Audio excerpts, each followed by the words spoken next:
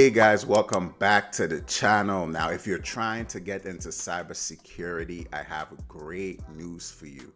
For all my beginners, all the people that are transitioning from one career into cybersecurity, they have no cybersecurity skills, no IT skills, no experience whatsoever, and you want to know, how am I going to even be able to get any experience? Because cybersecurity is not necessarily an entry level role.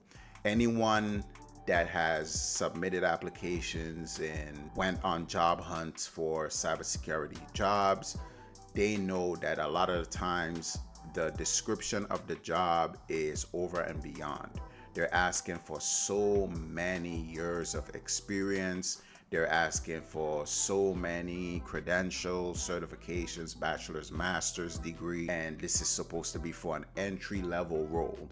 So if no one is going to hire you when you have no experience, how are you going to get the experience? So today I am here to bring good news about an internship that I just completed, and this probably was the best thing that I have done.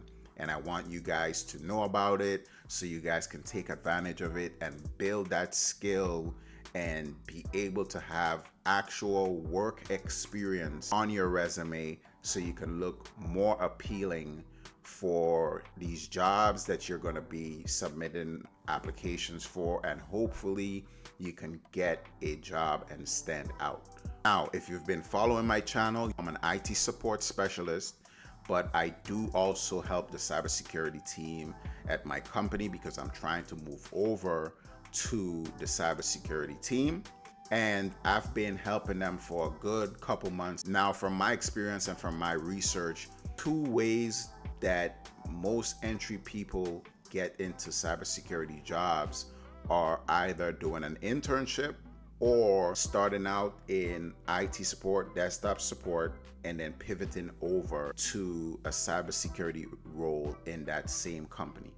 Even for the internship, a lot of times it is in the same company. You start off as an intern and then you move your way up into an actual role. A lot of times coming straight off the street, no job experience in this field, you don't even have a cybersecurity job, it makes it a lot harder, right? Because a lot of times employers want to employ people that already have jobs. So if you already have a cybersecurity job or you have an information technology job of some sort, it looks way better than if you don't even have any job at all, even if you're going to school, all that good stuff, right? So from my experience and my research and from speaking to a lot of people in the field, going from an internship to the role or pivoting over from IT help desk support to a cybersecurity role, a lot of times is the way to get in, right?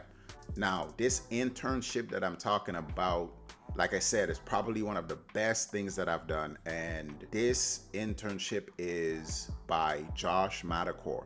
Now, I don't know if you guys know who Josh Madakor is, but he's a well-known YouTuber. He's a cybersecurity professional and been in the field for many years.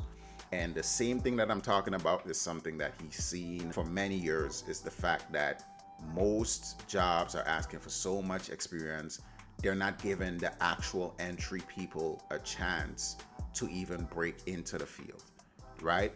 So because a lot of the skills they're asking for, you're only going to get them if you have a job, if you actually was in the field and practicing these skills.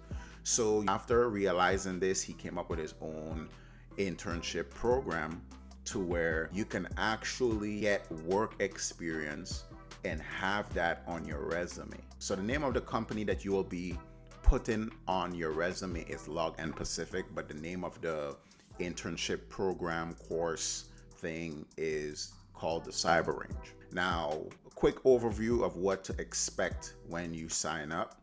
First thing first, it's like a monthly fee of 90 something bucks, or you can pay a yearly fee, which is $4 and change or $500. Now, when you enter and sign up for this internship program, you're going to have access to Azure. You're going to have access to Tenable, Microsoft Defender for Endpoint, all that good stuff, right? So you're going to get experience, and the subscription gives you the ability to work with these tools the same way like how someone in the industry would work. It's not just like a trial subscription. You have access to Tenable and access to Azure to create, remove different things. When you sign up, you're going to have access to the community. So the community is where you'll go to ask questions if you get stuck on a specific project, or you trying to build a VM and it's not communicating the way you need it to, or it's not going through, or whatever the case may be. That's where you go. Now, the thing about the community is the people that help out, right? Those times that you help someone is counted as a community assist, which means basically it's like getting a ticket in the real world for an issue and helping the end user fix their issue. Now, you're going to get a spreadsheet where you'll be able to keep track of all the things that you're going to be doing. Because remember, you have to meet certain requirements to even be able to get your internship completion certification. So this is not a course where you just watch videos or whatever, and then at the end of the course, you're internship certified, or you able to claim this company on your resume. After you go through the course, you still have threat hunts that you need to finish. You still have STIG remediations you need to complete, or assists you need to complete.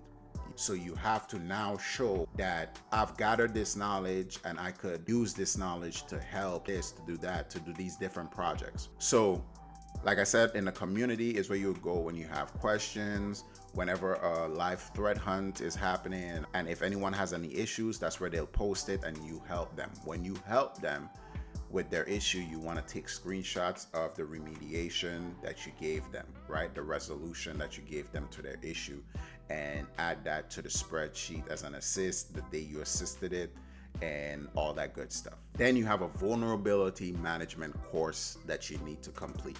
Now, in this vulnerability management course, you will be using Azure to create your virtual machines and all that good stuff. And you will be using Tenable to do vulnerability scans on these machines. So the whole course is going to teach you about how to get this done. It's going to have the theory side, and of course going over what a vulnerability is and all that extra stuff. And then you have your hands-on side where you're actually performing scans. You'll scan a machine to see what vulnerabilities they have.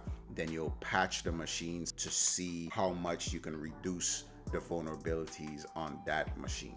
In that same course, you will be taught what a STIG is, right?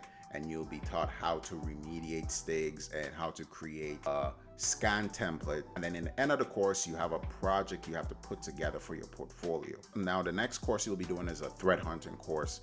You'll go through it, and like the first course, you get your little theory side of things, and then you get into your hands-on side. In this course, you'll be getting familiar with Microsoft Defender for Endpoint, KQL, log analytics, and things of that nature, right? And at the end of that course, you'll have a threat hunt project that you'll need to complete so you can put into your portfolio. Now, after this is complete, right? You did both courses, you did your project for both of them, right? You put your project together and then you put it in your portfolio. Your portfolio is going to be GitHub, which we'll touch on a little bit later. But you'll put that in your portfolio. Now you have an exam you have to take, right? So you take this exam and you have to pass this exam. So far that's 3 things that has to be done for you to get your internship. Now the 4th thing is you have to engage in a live threat hunt, right? So what this live threat hunt does helps you sharpen up those skills that you learned in that threat hunt portion, right? So you have to do a live threat hunt. You have to document all your findings and everything for that incident the same way how you would in the real world when the incident started, all that good stuff. Get screenshots, the queries you use to investigate the incident, to do the threat hunt, right? So you're going to do all of this, and this is going to be another project added in to your portfolio. Also, you need to complete at least 10 STIG remediations. And the way how you have to do it is you scan your VM with Tenable, and then you look for 10 STIGs, and you create a PowerShell remediation for each of the STIGs.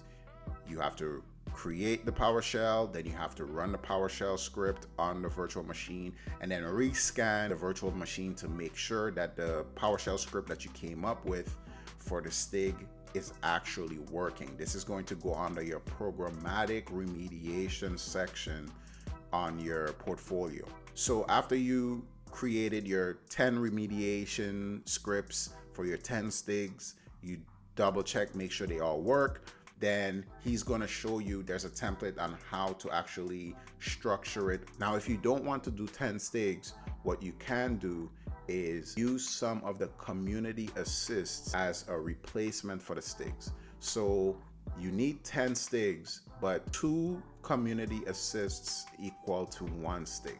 So if you did 20 community assists, you wouldn't have to do any STIGs. You could still do it if you want to, but you wouldn't have to do it to qualify for your internship certification, right? If you do 10 assists, right, you would only have to do about 5 STIGs, right? And so on and so forth. So you can balance it out. You could do 5, 10 STIGs and then do the rest in community assists, or however you want to do it. Or if you want to do 10 STIGs and just do 20 assists, is up to you. But the minimum is 10 STIGs, 20 assists, or you can mix match them. 10 assists with 5 STIGs and so on and so forth. All right. Now, after that is done, remember, throughout the whole time I was talking about the portfolio, you're going to need to create a GitHub, right? So you're creating a GitHub, and your GitHub is going to have all the projects that you have on there. So whenever you're applying for jobs, employers could just go to your GitHub and see all the projects that you completed. And also in the course and in the internship program, he shows you how to put your GitHub together. So you're going to put your GitHub together, you're going to create and add all your projects and all that stuff in there. Then once you do that, you're going to take the links for each of your projects and for your GitHub and all that good stuff, and you're going to put it into a spreadsheet that he will give you in the course. And this spreadsheet is where you keep track of all the things that you do and all the things you complete. So when you complete everything that you need to complete, you're going to share that sheet with them, with Login Pacific, and they're going to go over your stuff, make sure everything is set up right, make sure you actually completed all the projects and all that good stuff. And then you're able to get your certification of completion. And then once you get your certification of completion, then you are able to put Login Pacific as a job experience on your resume to help with your resume when you're job hunting. Thank you guys for tuning in, and I'll see y'all in the next one.